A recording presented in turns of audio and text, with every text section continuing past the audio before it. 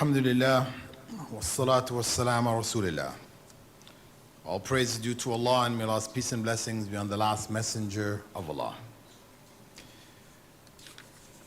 Making every second count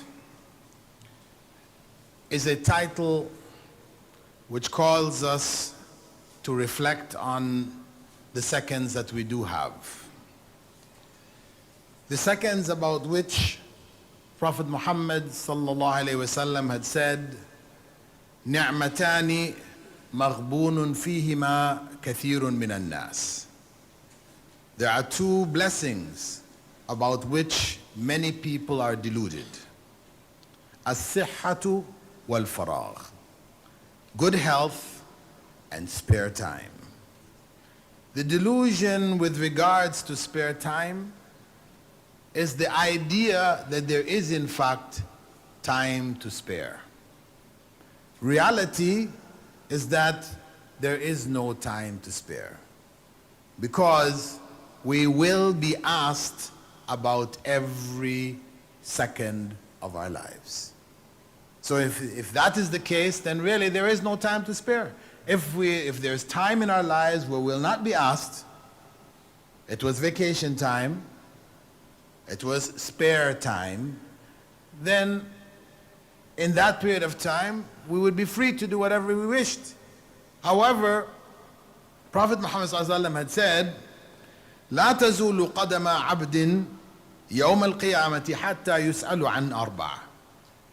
The 2 feet of a slave of Allah will not move from their place on the day of resurrection until he or she is asked about 4 things. عن عمره فيما أفنى. First, on his life and how he spent it. وعن شبابه فيما أبلى. And on his youth and how he utilized it. And it goes on to speak about his wealth, from where he obtained it and how he spent it. What concerns us most is on his life, the period of his life, umrihi, and how he spent it, how he utilized it. So that's the whole of our existence. From the time we come into this world and we have control over our time till the time we leave this world. We will be asked about every minute, every second, every hour, every day, etc. So there really is no spare time, no free time. Allah tells us, فَإِذَا فَرَغْتَ فَانصَبْ. If you have completed your worship, the act of worship which was required of you at that particular time, we just completed the fard of Salatul Dhuhr. What is the next thing to do? Fansab means go on to your next act of ibadah. The sunnah, reading Quran, dhikrullah, whatever. We just transfer from one act to another. That's how our lives are supposed to be.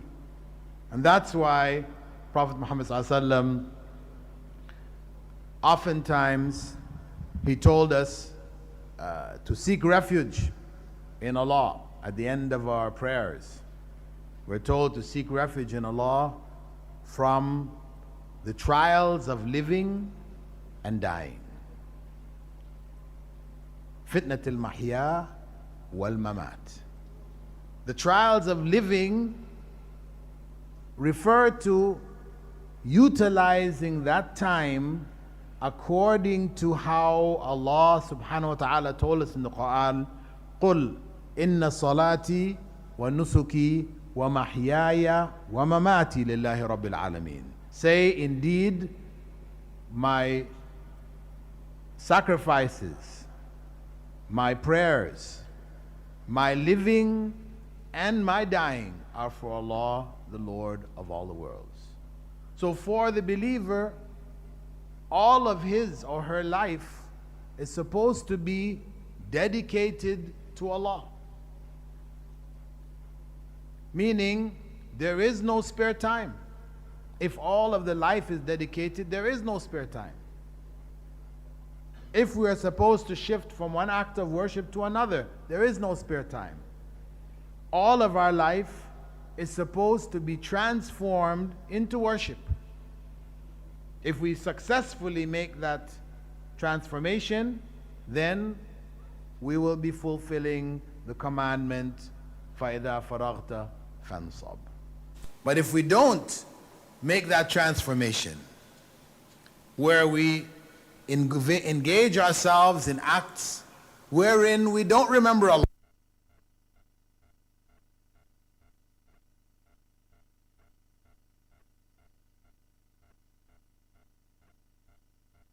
Quranic command.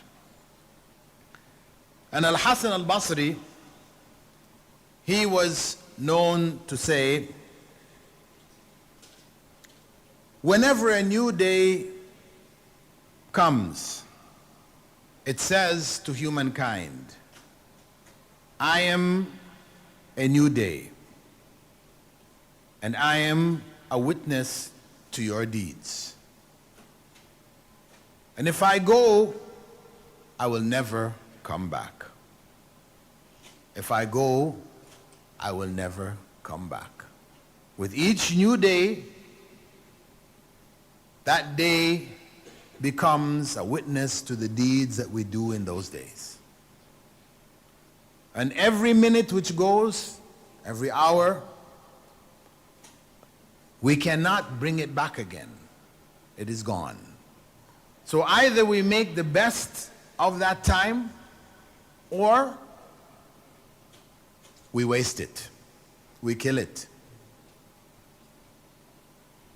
We spend it on that which will not benefit us in this life or the next. In another statement, Al-Hasan al-Basri, and Al-Hasan al-Basri is among the tabi'in, who was known for his zuhud. Most of the various Sufi orders which developed a contrary program of worship parallel to the Sharia, which they called the Haqiqah.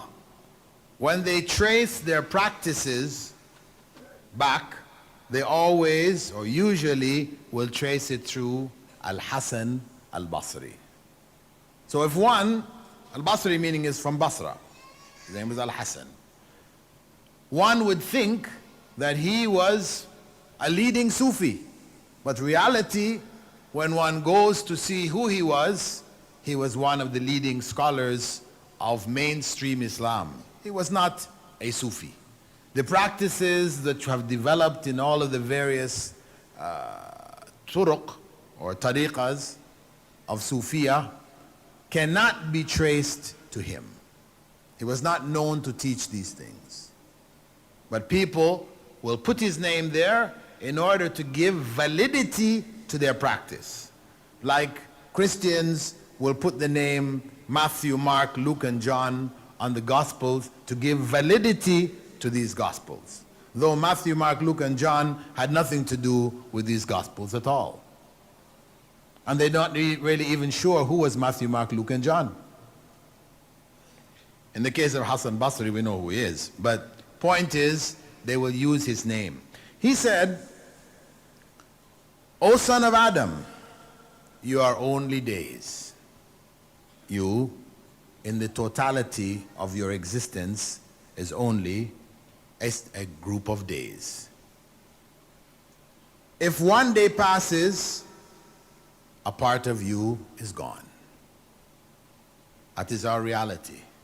We are only a group of days. When one goes, we have lost something of ourselves. We can't bring it back, as we said. So it means then that we cannot afford to allow any day to go by without having maximized our benefit from those days. Abdullah ibn Umar, he was known to say, إذا أصبحت فلا تنتظر المساء. If you wake up in the morning, don't wait until the evening. Don't put off anything that you have to do until the evening. Because the evening is not yours. What is yours is the morning. That morning in which you exist, that is yours. You can utilize it or you can allow it to escape you. Don't put it off until the evening. And he said, وَإِذَا أَمْسَيْتَ فَلَا تَنْتَظِرُ الصَّبَاحِ. And if you are in the evening, you've reached the evening, then don't wait until the morning, the next morning. Don't put off what you have to do that evening, that you're able to do. Don't put it off until the next morning. Because again, the next morning, tomorrow morning is not ours. This evening is. This evening, this afternoon, we are now in Al-Masa. Afternoon. Noon has passed. We're now in the afternoon. This afternoon is ours. So whatever we can do now, whatever we have to do now, we should do it. Because none of us can guarantee tomorrow. Make every second count. And there's a famous statement, you could call it an Arabic proverb, Al-waqtu kas-sayf. Time is like a sword. In lam taqta'hu qata'ak. If you don't cut it, it will cut you. Time is like a sword. Either you cut it and benefit from it, or it cuts you and you lose. So we're talking about the importance of maximizing our time. And Prophet Muhammad ﷺ had reinforced that in the hadith in which he told us to be like a stranger or a traveler. In this world, we should be like a stranger or a traveler. The stranger is keen. The traveler is keen to utilize the time that is afforded to him or to her. So, what we are addressing here, if we try to put it into practical terms, how do we practically now maximize? We've understood from the Quran, from the Sunnah, we are supposed to make every second count. But how do we do it in practical terms? Well, it means that we must plan. We must have a plan. We must identify the time that we have and plan to utilize it effectively. However, some people argue that if you're planning, then in fact you're not really trusting in Allah. That you really shouldn't plan, work things out in detail, because who is to say it is going to happen as you plan it? So it is better to just go with the flow. Take things as they come. Be spontaneous rather than planning out every second, every hour. They say, no, it's not good. In fact, to plan is really to challenge Allah. His attribute of being Al-Mudabbir. Some scholars hold that this is one of the names of Allah. Al-Mudabbir, as Allah said in Surah Sajda, 32nd chapter, verse 5. يُدَبِّرُ الْأَمْرَ مِنَ السَّمَاءِ إِلَى الْأَرْضِ. He plans the affairs of the heavens to the earth. So, planning is Allah. It's for Allah. Leave the plan to Allah. We just work within whatever Allah has planned for us. However, though this may be a point of argument, and those who tend to argue this come from the turuq, the Sufi path, reality is that we plan. We plan all the time. In fact, even the simplest acts that we have to do them effectively, we plan for them. That's reality. You want to go to the store, you write out a plan of the things you want to go and buy there. Otherwise, you go there and you'll bumble around trying to remember, oh, what should I buy? Is there something? You end up buying things you didn't even come there to buy. So you have a plan. You make a plan. You make a list. So that you maximize your time. You go in there, buy what you need, and get out. That's real life. That's what we do. This masjid didn't come about without a plan.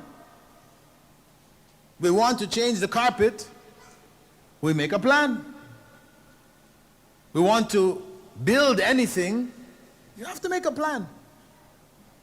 If you don't have a plan, what do you end up with? Chaos. In the real world, we plan all the time. And in fact, it is so important that business people developed a proverb: if you fail to plan, you plan to fail. Everybody recognizes that. You fail to make a plan, then you have in fact planned to fail. And researchers looking at this whole issue of planning, they concluded that in a non-planning environment where you do things without a plan, 80% of your efforts will tend to produce only 20% of the results you're seeking. Whereas in a planning environment, it's the opposite. 20% of your efforts will produce 80% of the results. So, it is clear from research, practical life, we know that planning is necessary. If we are to utilize our time effectively, then it needs to be in accordance with some plan. However, in order to remove the doubts that may be there concerning whether practically, Islamically, we should actually plan things out or not, we need to look at Prophet Muhammad ﷺ. Look at his life. What was his life? Was it a spontaneous existence where he went with the flow however things came? Or was he planning? Was he constantly and systematically planning? We need to know that from the seerah. This will give us the confidence to say, yes, we must be planning. If we are to succeed, if we are to effectively maximize our time, then we must plan systematically. Reality, of course, is when you look into the life of the Prophet ﷺ, you find that he planned. He was a meticulous planner. When he had to go to Medina to make the hijrah, did he just wake up in the morning and just said, give me my camel and let's go? No. He planned it ahead. He figured out the path. He got a guide. He had arrangements for people to bring supplies for him. He had Ali stay back in his house to make the Quraysh think that he was still there. He planned that whole process out. And when you look at the battles that he fought, whether Badr or Uhud, you see planning. He was planning all the time. Of course, sometimes the plans didn't work out. In the Battle of Badr, he planned to catch the caravan. But Allah had another plan. And he had to deal with the army of Quraysh. But he still planned for the caravan. In the case of Uhud, he planned for the Quraysh and he met them in battle. And his plans involved putting the archers on the hill to protect his flank. But again, the archers didn't obey him. So plans didn't work out exactly as he wished. But that didn't stop him from planning. So we know then that planning is from the Sunnah. And this was further emphasized by that well-known hadith in which Prophet Muhammad ﷺ is sitting with his companions and a man comes in the masjid to join them, one of his Sahaba. And before he could sit down, he remembered he left his camel outside and forgot to tie him up. And he was caught in between. What should I do here? Should I go back and tie him up? Or should I put my trust in Allah? Going back and tying him up is applying a plan. A plan to make sure the camel is there when he gets back out again. Trusting in Allah is saying leaving the planning to Allah. So he asked the Prophet ﷺ, in this case of doubt, what should I do? The Prophet ﷺ had said, "Aqilha wa tawakkal." Tie the camel and then trust in Allah. And this is the reality of the Prophet ﷺ's life, that he would make those plans, but then he would trust in Allah. He put his trust ultimately in Allah. So, what is in front of us?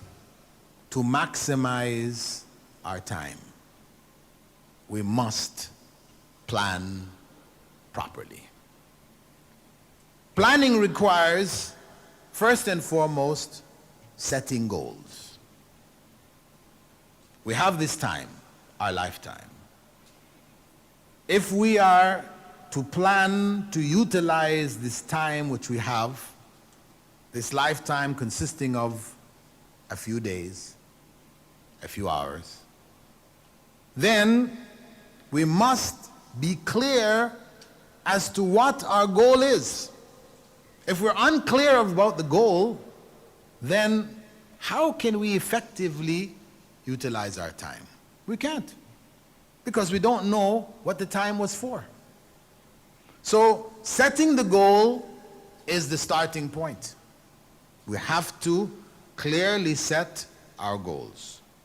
And Prophet Muhammad sallallahu alaihi wasallam, he gave us advice, clear advice about how do we set our goals so that we can maximize the time that we have.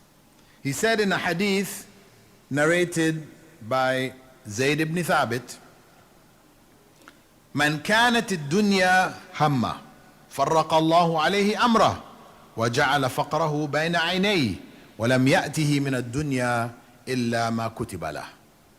Whoever's greatest concern is this world, Allah will scatter his affairs, place poverty between his eyes, and nothing of this world will come to him except what was already written for him. That is the wrong plan. The wrong plan is to make this world our goal. To make this world our goal. That is the wrong plan. We will waste our lives. We will waste our energies. And we will not be able to answer those questions coming at us on the day of resurrection. As the Prophet ﷺ had said, if we make this life our goal, then Allah will scatter our affairs. He will not aid us. He will not aid us in successfully achieving goals that we set in this life. If we make this life our goal, we will be constantly running around from pillar to post, here and there, helter-skelter, destabilized, ups and downs, distress, running to the psychiatrist, psychologists, counselors, will not find stability. So much time will be lost. Futile, a futile life. And in spite of all of our running around and whatever we're able to accumulate, Allah will put between our eyes poverty. Meaning, all we will be able to see as we run around is in front of us poverty. No matter what we gather, no matter what riches we have, we will not find in it satisfaction.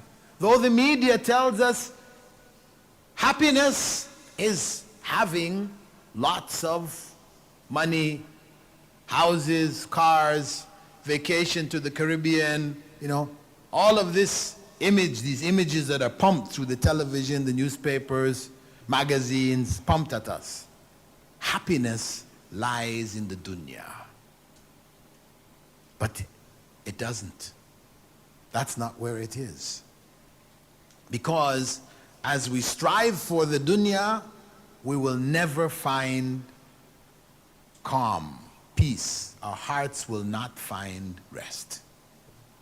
That is why a few months ago, about 3 months ago, 4 months ago, there was an article in the newspaper about a German industrialist, 74 years old, who was the 47th richest man in the world according to the standards of the world. He had $14 billion. That was his sum total of his riches. $14 billion. 74 years old. When the financial crisis started in America and it hit Germany, he lost in one day $9 billion. In one day.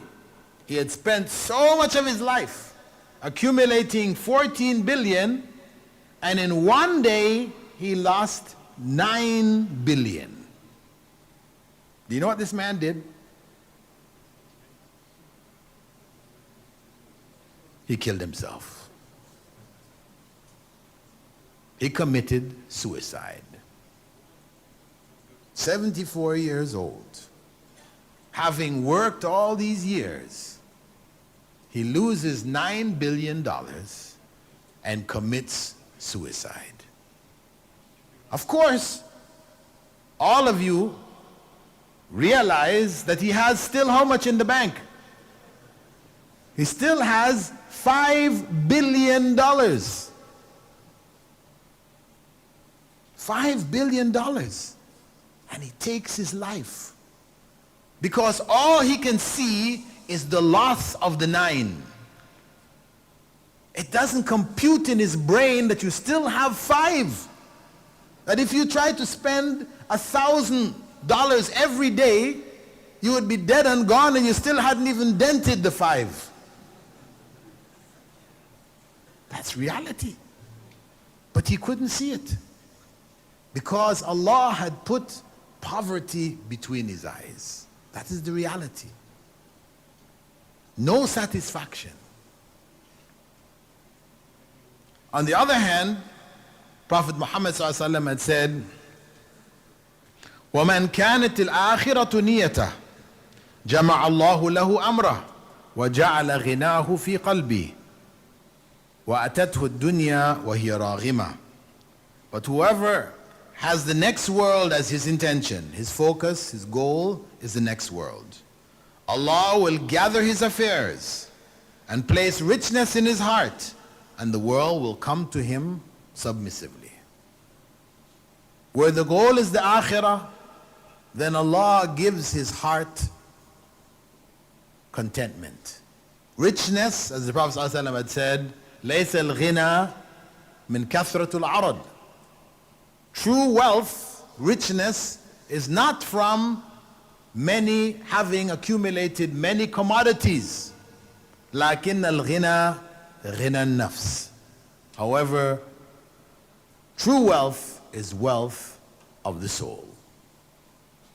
ألا بذكر الله تطمئن القلوب. This is the wealth. To have in one's heart the remembrance of Allah, to be connected to Allah, so the heart finds rest. And Allah will gather his affairs. He can plan and implement his plan or her plan successfully. Allah will aid us in successfully utilizing our time, maximizing time management. We will be effective. When we look back at the scholars of the past and we wonder how many of them died at a relatively early age, because the length of people's lives were limited. In their 30s, early 40s, they died.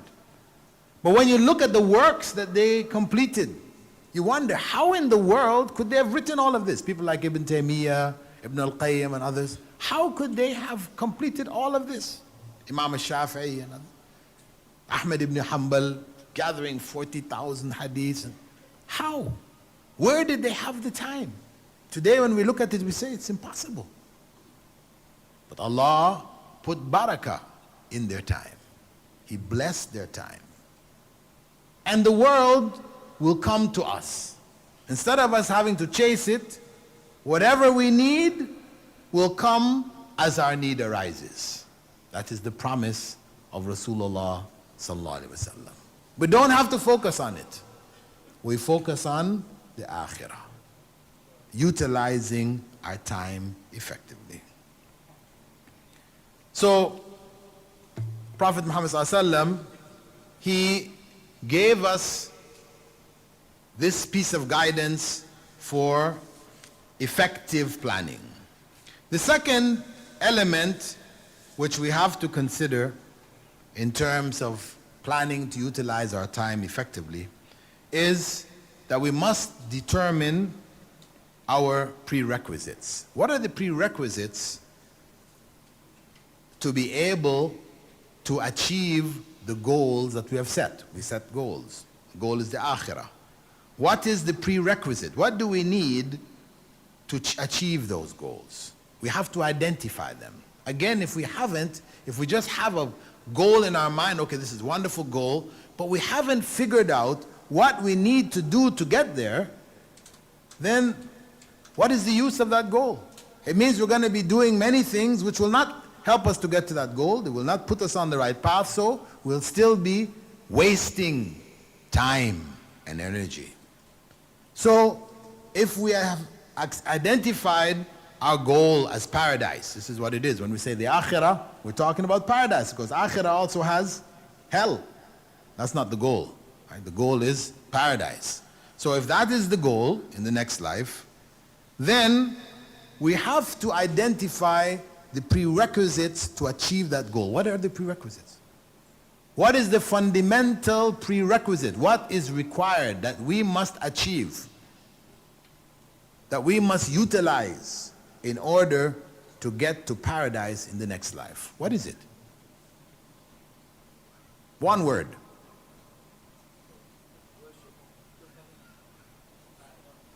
Huh?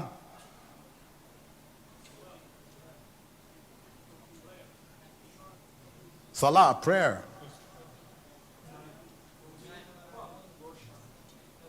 Tawheed. Still looking for one word. Ah? Taqwa.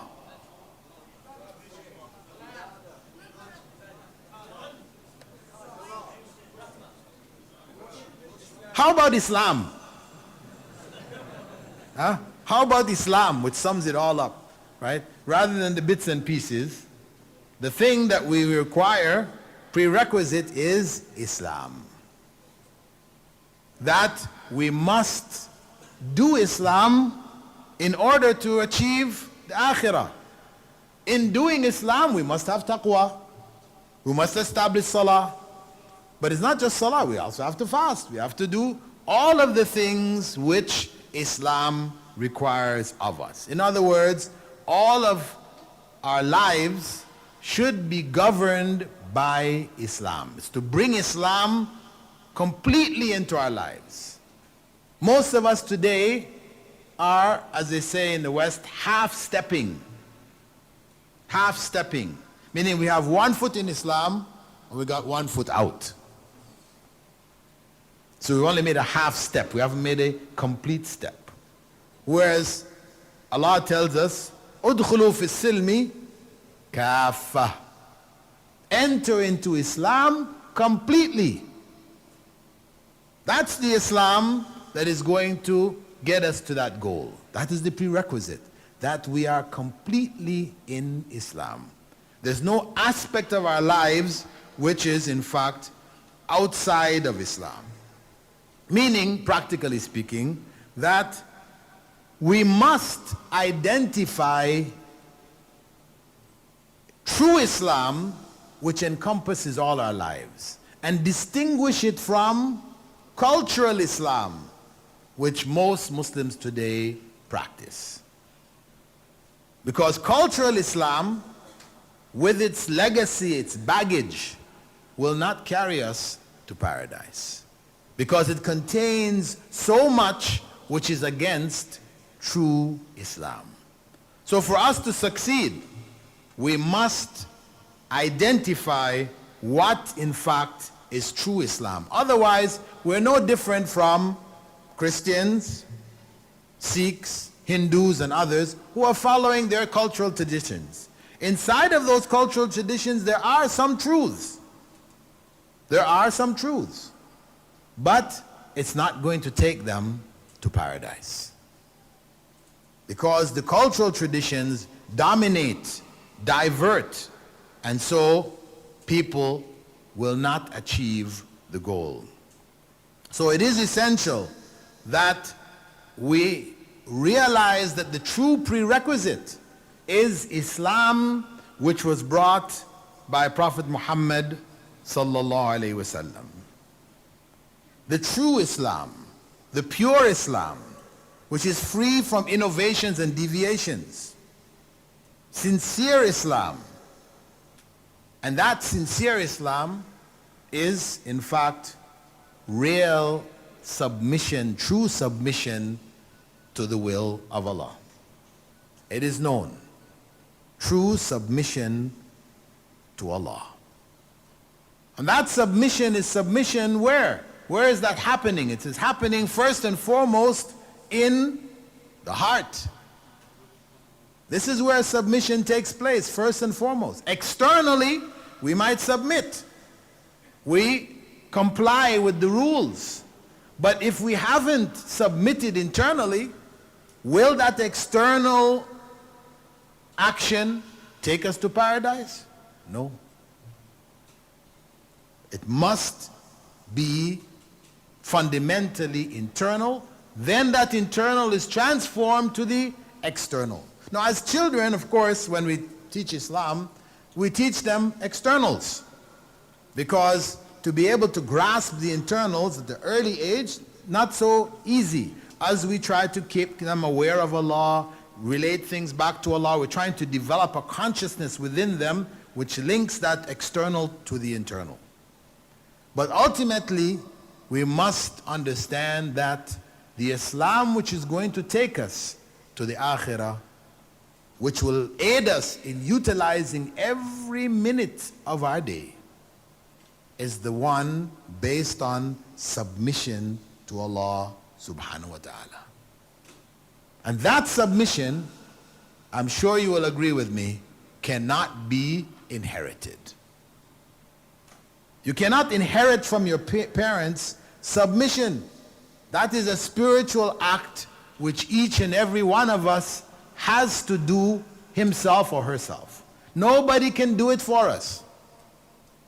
Each and every one of us has to decide, if we haven't already decided, has to decide right now, before our last breath comes. We have to decide to accept Allah in our lives, that we truly submit to Allah. That decision we must make. Because Prophet Muhammad ﷺ had said there are people who will do the deeds of the people of paradise as it appears to people. Externally, they're fasting, praying, zakah, hajj, all the different things. But, he said, they will be of the people of hell. Externally, they will appear to be the people of paradise. They're doing the acts. Islam, they're doing it. But, Prophet ﷺ said, they will be of the people of hell. Because internally, they had not internalized Islam. It was an external facade. So, this priority, what we're talking about, is to practice Islam in its purity. That requires, of course, seeking knowledge. This is to achieve that priority, we must have knowledge of what Islam is, what true Islam is. So we'll be able to distinguish between cultural practices and what in fact is true Islam. Secondly, having identified the prerequisites of Islam, now Islam has many parts to it. There are many issues in Islam. It's huge. It's an ocean. It covers every second of our day. Every act that we can do. Every thought that we can make. It's huge. It's vast. So where do you start? Obviously, we have to start with the 5 pillars of Islam. Prophet Muhammad ﷺ had said those. Here's Tawheed that the brothers spoke about. Tawheed, that has to be in place. Clear, true Tawheed. We need to know what Tawheed is. Having known properly what Tawheed is, because some people, why I'm saying this just to give a little bit of clarity here, Tawheed, which means maintaining Allah's unity in everything that we do, we say, and we think with regards to Allah. Allah's unity is manifest in every aspect of our lives. This is Tawheed. That's true Tawheed. However, you have some people who say Tawheed means believing that only Allah exists. There's only one existence, Allah. Everything else is an illusion. That sounds like oneness, but in fact, it is a false belief. It is the essence of idolatry. To believe that only Allah exists, that this creation is an illusion, it's not real, everything is Allah, means you are Allah, I am Allah, he is Allah, she is Allah. That's the reality. Then, what is the conclusion? You don't need to pray to Allah outside yourself. As Ibn Arabi says, you can pray to yourself. Because everything is Allah. So why pray external? Internal is much closer. So we have to be clear. What is Tawheed? It's a term, but we need to know, in fact, what it is and what it isn't. So, following Tawheed, we have Salah. And we have to ask ourselves, how many people this morning prayed Salatul Fajr? People who live near the masjid prayed it in the masjids. We see the masjids full on Jummah. We see the masjids full in Ramadan coming up. But when you go to most masjids for Salatul Fajr, you only see a handful. What does that mean? When the Prophet ﷺ had mentioned that Salatul Fajr is most difficult on hypocrites, people who pretend to be Muslims. Difficult. That's why spies, it's difficult for non-Muslims to function as spies in the midst of Muslims. They can put on the outer garb, grow a beard, everything else, but Fajr, difficult. Very difficult. And they can be exposed easily. If the community is practicing, because we won't see them there for Fajr. Maybe they'll come one time, but consistently, no. But then we have to ask ourselves, where are we? Are we like those spies unable to come for Fajr, except occasionally? The hypocrites? Abdullah ibn Ubay ibn Salul? So, we have to set our priorities and deal with them. What the Prophet ﷺ identified as priorities, we deal with them and do them the way he told us to do them. Sallu kama ra'aytumuni usalli, pray as you saw me pray. Khudhu anni manasikakum, take your rites of Hajj from me, etc. So we need to do Islam as Prophet Muhammad sallallahu alaihi wasallam did Islam. And we have to, after establishing those priorities of the pillars, because that's where the Prophet ﷺ started, then we apply the rest of the teachings of Islam in our lives. We have to fulfill all of our various obligations to Allah subhanahu wa ta'ala. In this way, if we are systematically dealing with what is required of us, as the Prophet ﷺ had said, كُلُّكُمْ رَاعٍ وَكُلُّكُمْ مَسْئُولٌ عَنْ رَعِيَّتِهِ, each and every one of you is a shepherd responsible for his flock. Then we are focusing on our responsibilities. If we think about our responsibilities, we will have no time to spare. We will know that our responsibilities are more than the time we have to do them. So we cannot afford to waste time. There are no holidays from Islam. We have holidays from work, but no holiday from Islam. We have to be on the job, as they say, 24/7. That's the bottom line. So if we're able to put those in place, then the time frame that we have, which are the few days about which Al-Hasan al-Basri spoke, inshallah, when any of them goes, we will not lose. Every day which goes will be days added to our scale of good deeds. We have to be clear. We have a time frame, these few days which Allah has allotted us. So if we are to be successful in achieving the goals, then we must deal with our Islam, what is required of us, systematically. We need to be clear on what it is and what it isn't. We need to be focused on what is required of us and our responsibilities. We need to fulfill all of the duties that have been put on us. And among those duties in these times,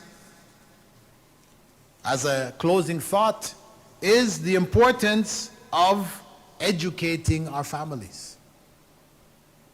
Educating them Islamically, first and foremost. And this is one of the areas that the Muslim community here has fumbled, stumbled, and failed. Because we haven't taken this responsibility of conveying Islam to our children properly. It is the right of each and every Muslim child that they be educated in Islamic institutions of education. It is haram, and I know this is a hard word. It is haram to put our children in government schools. It is primarily haram. No scholar will say halal. No true scholar of Islam will say it is halal for you to do this. It is an exception where you have no other choice, you're forced, etc. Truly, you had no choice. You were not able to set up alternatives that it would be permissible for you as a permissible part of the haram. For you, exception. Otherwise, it is the right of our children to be in Islamic institutions. To put our children for the majority of each day of the year in the hands of non-Muslims, to be educated, to be inundated with their culture, their secular, idolatrous culture, is primarily haram, because what we are committing here is what we call spiritual suicide. That's what we're doing. And of course some parents will argue, but the Islamic schools are inferior academically. The available Islamic schools are inferior academically. Well, I ask you, if you have the choice between an inferior academic school, but Islamic nonetheless, that your child will come through graduating knowing Allah, knowing their relationship, knowing what Islam is, who they are, but they're weak academically. If that is your choice, between that and putting them in the government schools, where they will come through strong academically, or private schools, will they come through strong academically, but spiritually, Islamically, they have been wiped out. Their Islam is confused, if there is any left. This is your choice. You say, but I'm concerned about my child's future. What future? Akhirah or dunya? Because in the case of such a choice, we only have one choice: to put them in that Islamic school with inferior academics. Because when the child graduates with inferior academics, we can hire a tutor, work out somewhere or another to get something to help them improve their academics. But when they come through the government schools and they're wiped out, confused Islamically, and they're now teenagers, they're grown, you're going to try to teach them Islam and make up and correct? It's a failure. You're not going to be able to. You've lost the opportunity. That time is gone. This is one of the biggest challenges with regards to maximizing the time that Allah has given us. The time that that child, our children, are with us. To maximize their understanding, their appreciation of Islam, so they can grow up Muslims, not grow up confused, and maybe later on in their 20s and so, they may come across a good Muslim or whatever, and it helps them, it wakes them up, and they come back to Islam. But much of their youth, they were outside of Islam. How many does it happen to? For each of the youths that are amongst us today, ask them about their classmates. We can point and say, yes, there are more youths in the masjid today than there were 10 years ago. More. There's an awareness. But our numbers are greater. In general, the population of Muslims has increased through immigration, etc. Ask, the better way to judge what is happening here is to ask that young man, how many of his classmates are where he is today?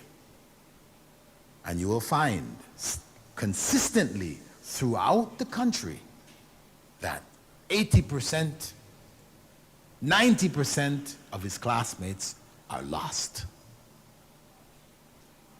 And that sin, because there is a sin that is a product of a sin of putting our children to be educated by atheists, secularists, Christians, others who will promote their own culture and their own ideals. That is a sin which the whole community bears. And for those who say, well, these Islamic schools are too expensive. Well, how much money are we spending? Remember, we'll be asked on the Day of Judgment about our wealth, how we earned it, and how we spent it.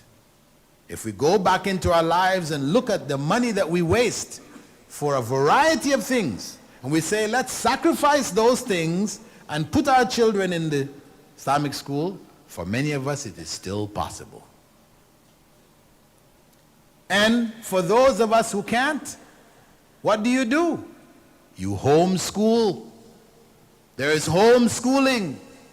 Even amongst the Westerners, many of them have taken their children out of school. So you have a whole homeschooling network available on the internet. People teaching their children at home in the primary grades to give them a good moral foundation. And Muslims, there's a Muslim homeschoolers on the net. You can contact them. And they have been working over the years developing very good programs, etc., for education at home. And then there is establishing more schools. Even the schools we have, if they were filled, and many of the schools, they have empty spaces. They're not full. Even if they were filled, it wouldn't be enough to deal with our population. So we need many more schools. This is the challenge. We need to make the most of our time.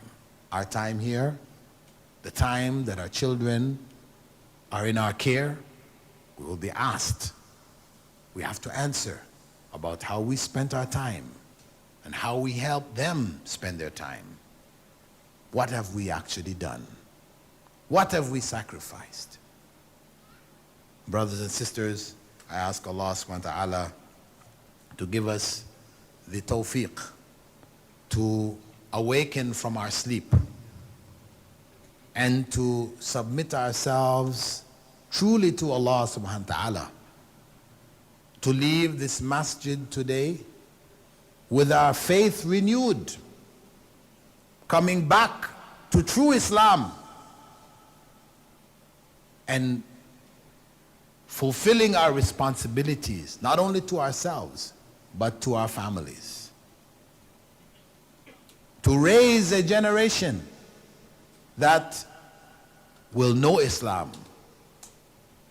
And the exception will be those that went astray, not the norm. So that Islam can really be established in this land and be conveyed to the people of this land. I ask Allah to bless our gathering and to guide us to what is good and to forgive us our deficiencies, our weaknesses, our sins of the past, and to help us to turn over a new leaf. Barakallahu fikum. Assalamu alaikum wa rahmatullahi.